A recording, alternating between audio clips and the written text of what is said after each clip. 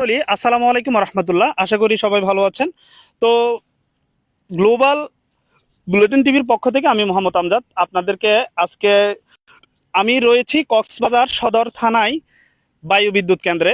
তো দর্শক মন্ডলী, এই বিদ্যুৎ কেন্দ্রটা হয় বাংলাদেশ পানি উন্নয়ন বোর্ড হতে দীর্ঘমেয়াদী চুক্তিমূলে এটা এখানে স্থাপিত হয়। আগে ঠিক মতো এখানকার মানুষ ঠিক মতো আপনার ঘরে কারেন্টটা পেত না, যার কারণে অনেক ছাত্রছাত্রী এবং বিভিন্ন সেনাফিসির মানুষ এখানে অনেক কষ্ট করতো।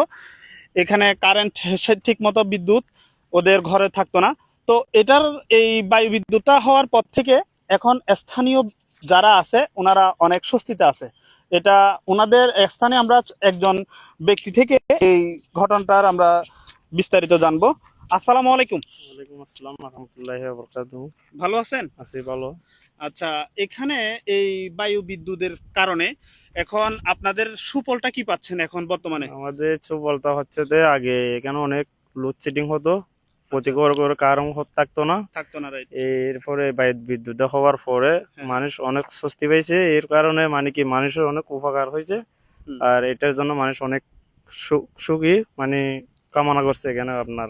আচ্ছা আচ্ছা, মানে এটা হওয়ার পর থেকে এখন মোটামুটি আপনারা অনেক হ্যাপি আছেন, হ্যাপি আছে, মোটামুটি কারণে ঠিকমতো আমরা মনে করি বিদ্যুৎটা মোটামুটি পাচ্ছেন। ঠিকভাবে আচ্ছা পাচ্ছি আচ্ছা আমরা, আচ্ছা এই কারণে আমরা অনেক খুশি। আচ্ছা আচ্ছা।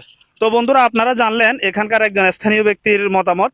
এই বিদ্যুৎ কেন্দ্রটা হওয়ার পর থেকে এখানকার মানুষ বিদ্যুৎ নিয়ে অনেক স্বস্তিতে আছেন, অনেক ভালো আছেন।